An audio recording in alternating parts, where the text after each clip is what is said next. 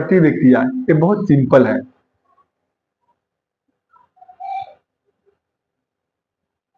देश के जीडीपी में से, यानी देश के जीडीपी यानी राष्ट्रीय आय में से, देश के राष्ट्रीय आय या जीडीपी में से देश की जनसंख्या घटा देने पर, जनसंख्या को डिवाइड करने पर क्या करेगा जी? प्रति व्यक्ति आय आ जाता है। क्लियर है ना? यानी किसी देश की राष्ट्रीय आय को उस देश की जनसंख्या से डिवाइड करने पर जो परिणाम आते हैं वह उस देश का प्रति व्यक्ति आय होते हैं। इसी से गणना किया जाता है। अगर किसी देश की प्रति व्यक्ति आय अगर ऊंचा होता है तो वह विकसित, विकासशील और अल्प विकसित, इसी से गणना। अब हम चर्चा करेंगे राष्ट्रीय आय की शुरुआत कब और कैसे हुई।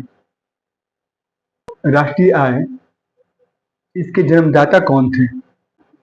कुज़नेट्स। इनको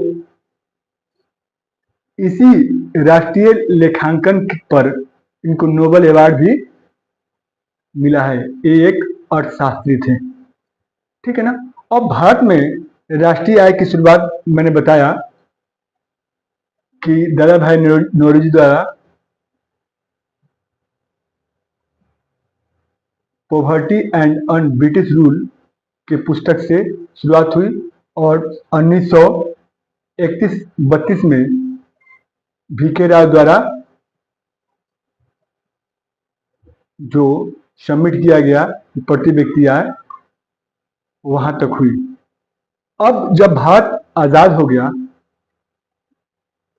तो आजाद भारत में राष्ट्रीय आय की जानकारी के लिए सबसे पहले वर्ष 1948 में एक टीम का गठन हुआ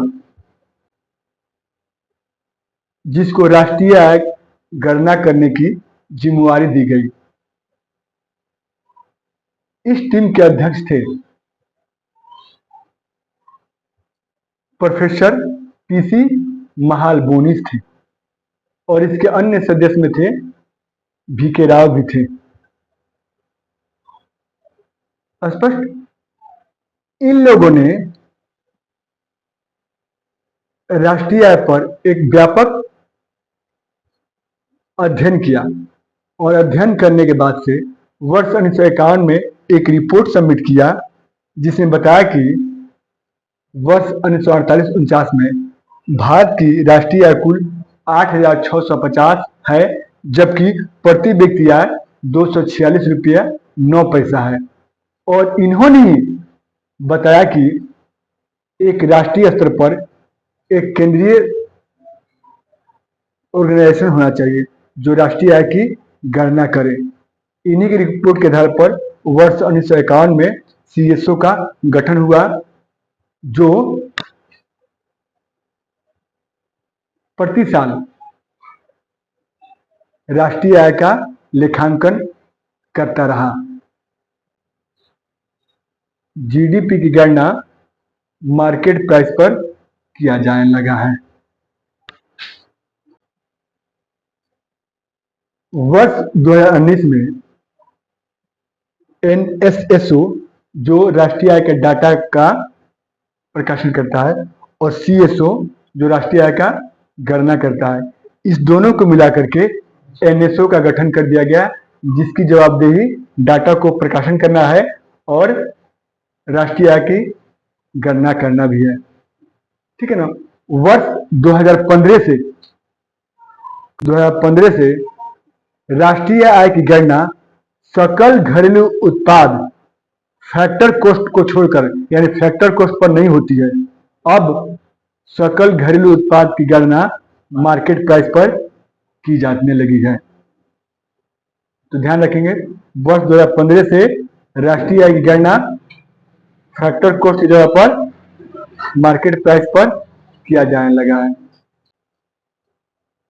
कि वर्ष 2015 से मान के चले तो जब जीडीपी की गणना